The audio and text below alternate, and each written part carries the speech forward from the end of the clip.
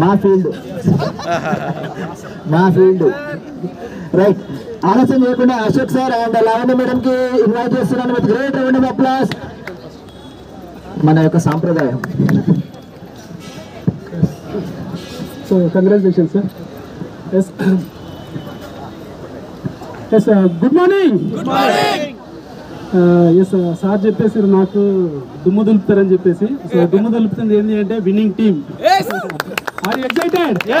So సరిపోదు ఇంతేనా? Bench గంజి తాగే స్థాయి నుంచి బెంచ్ గారు స్థాయి బయట ఎక్కడ కూడా ఛాన్స్ లేదు. So only wastage. So first of all Salim sir and Shaheen మేడంకి మనం మనస్ఫూర్తిగా కంగ్రాచులేషన్ చెప్తున్నాను. సో ఎందుకంటే సార్ ఒక కార్ తీసుకున్నాడంటే మనందరికీ ఒక ఈరోజు సార్ సాధించిండు అంటే మనం కూడా సాధించవచ్చు. కానీ మనము ఎన్నుకున్న మార్గంలో సీరియస్గా పనిచేయాలి. సార్కి ఊరికే రాలేదు, చాలా కష్టాలు పడ్డాడు.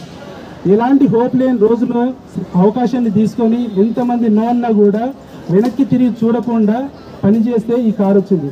ఈరోజు ఈ బెంజ్ కార్ను చూసి కూడా చాలా మంది వెనకడిగేస్తూ ఉంటారు, మనకి ఎందుకు వస్తుంది అని చెప్పేసి. కానీ పని చేస్తే వస్తుంది ఏదైనా సరే. సో పనిని గట్టిగా చేయాలి. సో దానికి వెస్టేజ్ అనేది ఒక అద్భుతమైన ప్లాట్ఫారం. విన్నింగ్ టీమ్ అనేది మీకు supporting system. So winning team చెప్తున్న దాన్ని తూచ తప్పకుండా ఫాలో అయితే మీ ఇంటి ముంగట ఇలాంటి బెంచ్ కారే కాదు, చార్టెడ్ ఫ్లైట్స్ కూడా ఉండబోతాయి రాబోయే రోజులలో. సో కాబట్టి గట్టిగా డిసిషన్ తీసుకోండి.